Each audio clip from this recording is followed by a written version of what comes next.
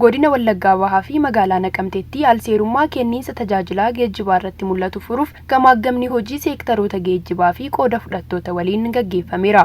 Ejensiin geejjibaa qorannoo taasiseen maddi rakkoo kenniinsa tajaajila geejjibaa riiformiin geejjibaa buufata konkolaataa irraa eegalee hanga to'attoota daandiirraa waldaalee geejjibaa fi konkolaachiftotaatti hojiirra ooluu dhabuurraa kan madde ta'uu gamaggama kana irratti hirmaattootaaf dhiyaateera. Itti gaafatamtuun ejensii geejjibaa godina Wallaggaa Bahaa Aadde Muluu Warqi Dirbaabaa Kayoon gamaggamichaa madda rakkoo kenniinsa tajaajila geejjibaa irratti mul'atu adda baasuun akkaataa furuun danda'amu irratti waliigaltee tokko irra ga'uufi jedhaniiru. Kenniinsa tajaajilaa kana keessatti rakkoo hammaataatu jira.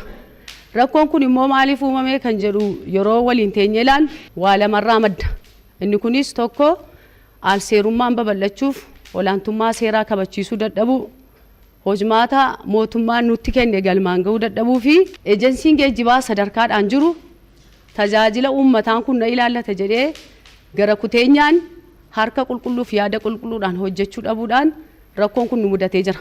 Hirmaattonni waltajjichaa rakkoon adda bahee dhiyaate sirrii ta'uu ibsanii kana booda qaamoleen rakkoo uuman adda ba'anii tarkaanfiin seeraa irratti fudhatamee uummanni tajaajila haqa qabeessa akka argatu kan hojjetan ta'uu dubbataniiru. Kanaan dura karoorri yeroo ba'u qindoomina magaalaatiif godina mitiiti qindoomina godina biraatiif wajjin karaa hojjetamuun irratti yaadamee hojjetamaa ture. Ammarra garuu qindoominni magaalaa kanaatiif godinni keenya qabu laafaadha jechuudha. Aangoo qaamni walii ittiin kennan wal dhiibuu jira. Qindoominni poolis tiraafikiitiif to'ataan keenya qabu dhuguma quuqamaan uummataaf hojjetuun walii galanii hojiidhaaf hojjetuun yeroo garaagaraatti irratti wal dhabaa walanii jechuudha. Tiraafikiin gaafa karaatti bahu nittanii maddadee gaafanii gaafachuuf itti goru. Mi'as deemii rakkoo keenya gaafa dhumee gaafan jedhu achinarraa garagale. Maaliif kun qindoomina waan qabaniifidha isaan. Eenyu fe'u namtichi konkolaachisaan sunii fi to'ataan tiraafikaa sun keessumaa immoo tiraafikiin sun. Dhimmi kun ammayyuu aanaaf aanaa gidduutti xiyyeeffannoo argatu. Yoo xiyyeeffannoo argate nummoo bakka jirutti qabsoofne wanta kana dhaabsisuu hin dandeenya.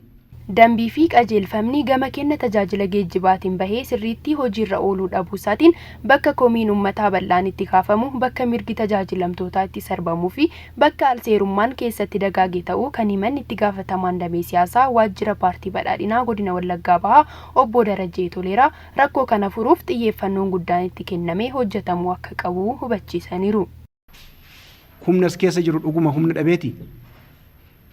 Ogummaa dhabeeti. Beekumsa dhabeeti qajeelfama wallaaleeti maal jechuudha hiyyeessaa maaliif nutti boossi maaliif nutti boossa toos hin jirtanii maaf saamama uummanni keenya too argaa jirru kanaaf dubbii kana ofitti qabdanii yoo ilaaltan ilaala.